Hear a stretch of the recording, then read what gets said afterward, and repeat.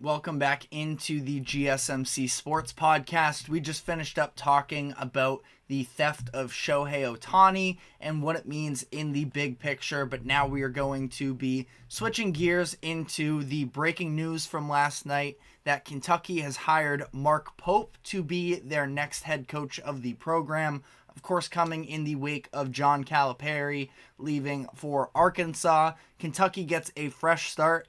And they come in with a familiar face in Pope, who spent his college years playing for Kentucky, was a member of that 1996 national championship team. So we're going to be diving into sort of what this means for the program moving forward.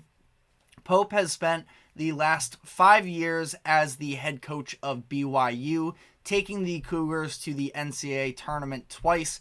That includes this past season where they put together a really good regular season in the program's first season in the Big 12 after moving from the West Coast Conference.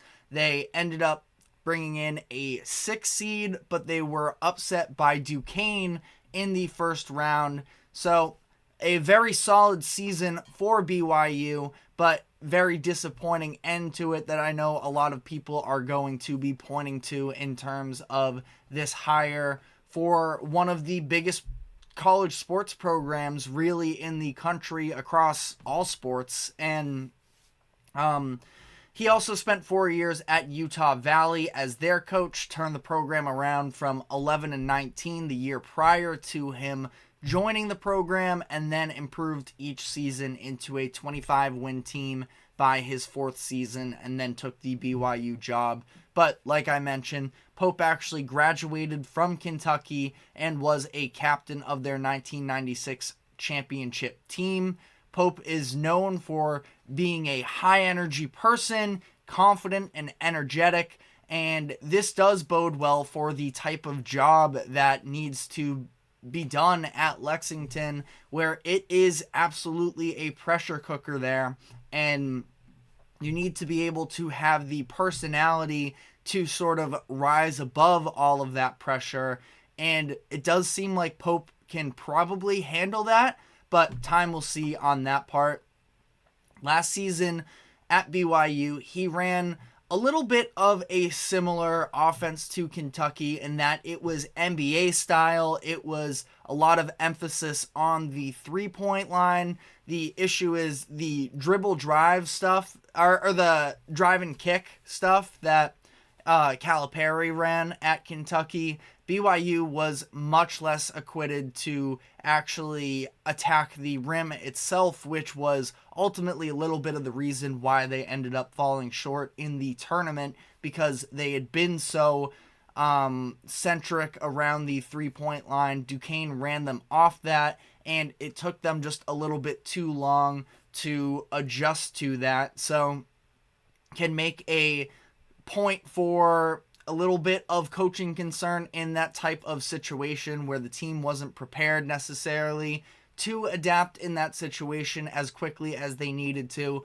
But again, I'm not trying to take too strongly of a side just yet. We're going to have to see how he plays out there in Kentucky, but it is a 5-year contract worth about $5.5 million annually. It's going to be one of the most expensive head coaching contracts in the sport. And that being said, for that type of money, it is a slightly underwhelming hire in terms of, news breaking, attention grabbing names that were thrown out there before. Dan Hurley of UConn, of course, Scott Drew of Baylor, and Nate Oates of Alabama were all some of the biggest names that were on their search list. Hurley was never going to go to Kentucky one way or another. He laughed off that idea at the podium when he was asked about it earlier this week.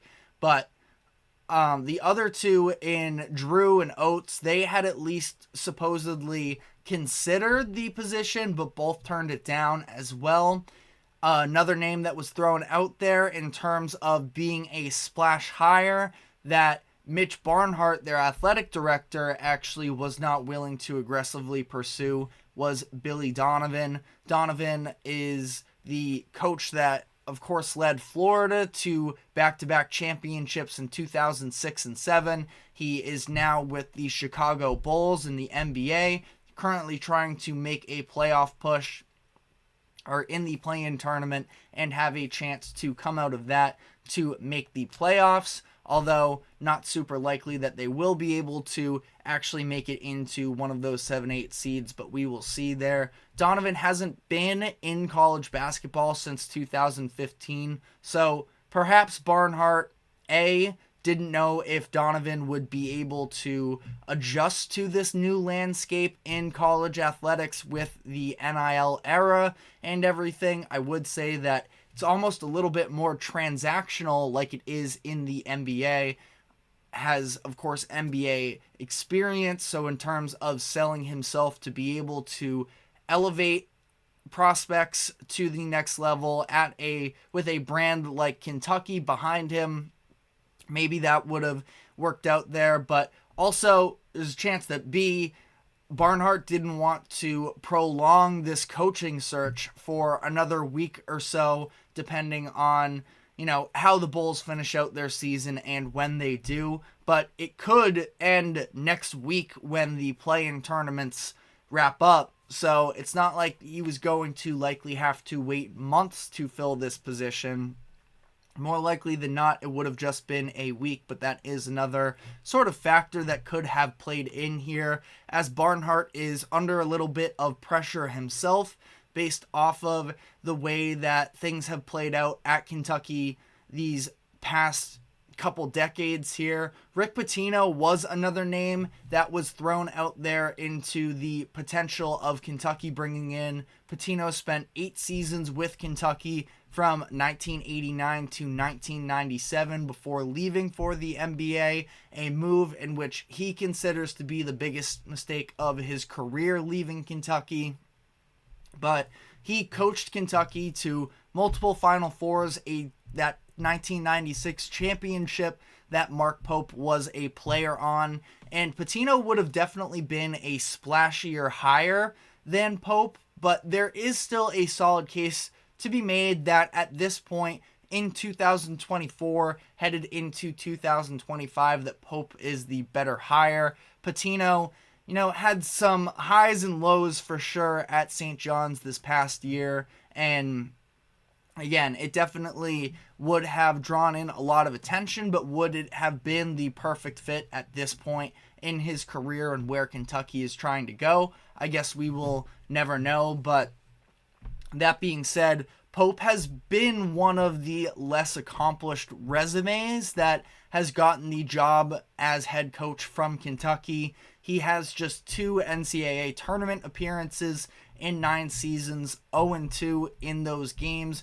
including losing that 6-11 game this season to a Duquesne program that was a bid stealer, would not have made the NCAA tournament if they did not gone on that run in their conference tournament.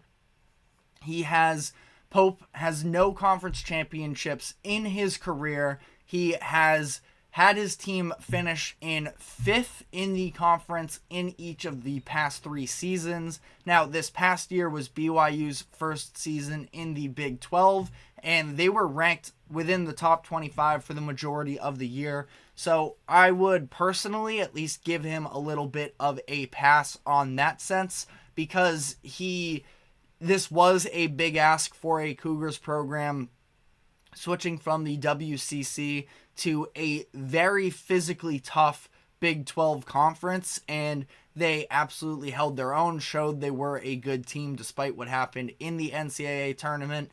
But the 2 years prior there, they had finished 5th and tied for 5th actually in the West Coast Conference, where you look at the WCC and Gonzaga and St. Mary's are the powerhouses of the conference, making the tournament every year, and the idea of dethroning either one of them is a bit of a tall task considering the types of resources available necessarily at BYU in comparison to some of these other schools, especially Gonzaga.